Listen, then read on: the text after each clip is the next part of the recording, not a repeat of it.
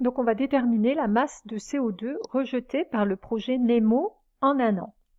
Le sujet nous disait que la teneur en CO2 est de 202 10 puissance 6 mol par litre. Donc on sait combien il y a de CO2 dans l'eau de mer. Mais cette eau de mer, on sait qu'il y a une partie, d'après ce que nous disait ce texte-là, qui va réagir avec les ions NO3-, que cette partie qui correspond à l'élaboration de la matière vivante, elle utilise 6,8 mol de CO2 pour une mol d'ion nitrate. Ce qui veut dire, alors si on schématise un peu tout ça, que notre eau de mer, elle contient du CO2, ici c'est dans l'eau de mer, et dans cette eau de mer, on a une partie qui va venir réagir avec NO3-, plus précisément 6,8 mol de CO2 qui réagissent avec une mol de NO3-, et qu'une autre partie, ce qui n'aura pas réagi avec NO3-, ce sera un rejet de CO2 dans l'atmosphère. Donc nous, ce qu'on cherche à savoir, c'est justement combien il y en a de rejetés. Alors pour savoir combien il y a de CO2 rejeté, on va déjà déterminer combien il y a de CO2 dans l'eau de mer. Et ici, est-ce que c'était possible? Oui, puisqu'on connaît la concentration de CO2. On sait que le CO2, il y en a 202 10 puissance 6 mol par litre. 10 puissance moins 6 mol par litre. Donc reste à savoir, nous on considère quelle quantité d'eau de mer, et on connaîtra, donc ça c'est la concentration en CO2, on saura combien ici il y a de CO2, ça va être la première étape. Et puis ensuite, pour savoir combien il y en a qui sont rejetés, on déterminera parmi tout ça combien il y en a qui réagissent avec NO3-. On pourra savoir combien il y en a qui réagissent avec NO3- si on connaît combien il y a de NO3-, de quantité de NO3-. Donc on déterminera la quantité d'NO3- puisqu'on a déjà calculé sa concentration. On arrivera à déduire combien de CO2 réagissent avec NO3-, et donc on pourra en déduire combien est rejeté dans l'atmosphère.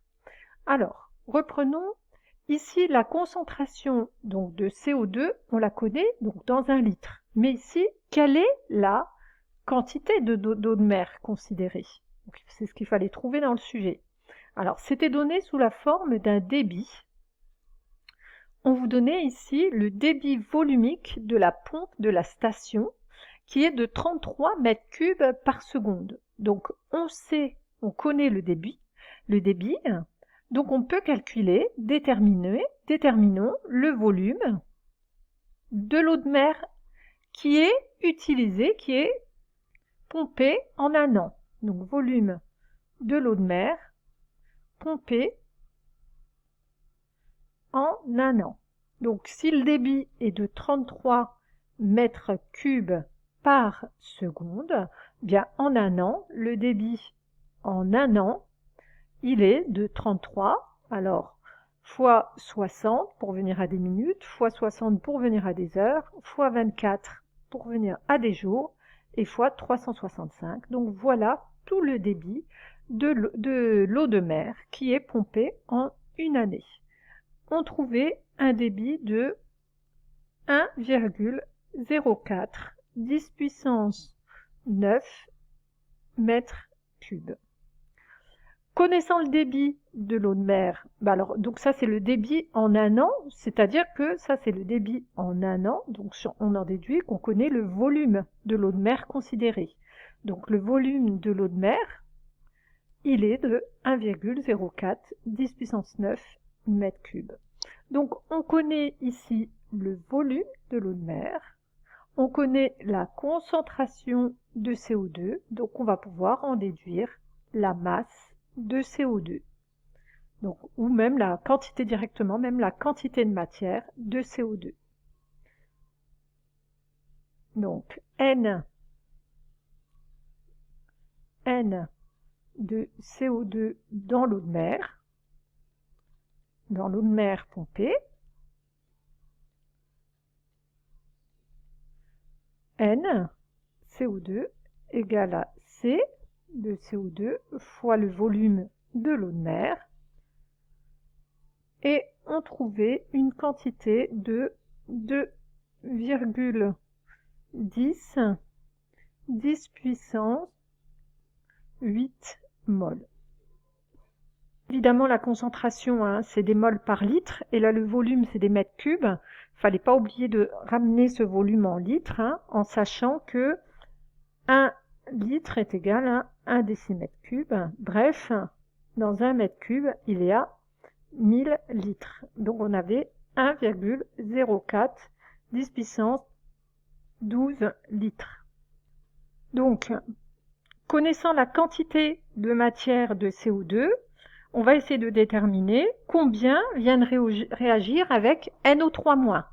Alors, déterminons déjà la quantité de matière de NO3-.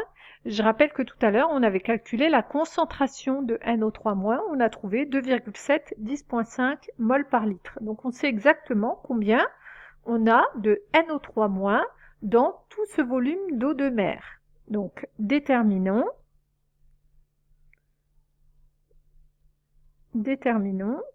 N de NO3- dans le volume de l'eau de mer. Donc, on sait que N de NO3-, ce sera la concentration de NO3- fois le volume de l'eau de mer. Et on trouvait 2,8 10 puissance 7 mol. On sait que 1 mol de NO3- réagit avec 6,8 mol de CO2. Donc on va déterminer la quantité de CO2. Parmi tout ce CO2-là, on va voir la quantité de CO2 qui vient réagir avec le NO3-. Donc, or, 1 mol de NO3- réagit avec 6,8 mol de CO2. Donc on va déterminer la quantité de CO2 qui réagit avec NO3-. Alors, un petit produit en croix. 1 mol d'NO3- réagit à 6,8 mol de CO2. Donc 2,8 10 puissance 7 mol de NO3- qu'on a trouvé dans l'eau de mer. On trouve qu'il y a 1,9 10 puissance 8 mol de CO2. Alors c'est effectivement moins que toute la quantité de CO2 qu'on a. Le CO2, on voit qu'on en a 2,1 10 puissance 8 et il y en a 1,9 10 puissance 8 qui vont réagir. Donc il reste 2,1 10 puissance 8 moins 1,9 10 puissance 8 mol de CO2 qui seront rejetés dans l'atmosphère.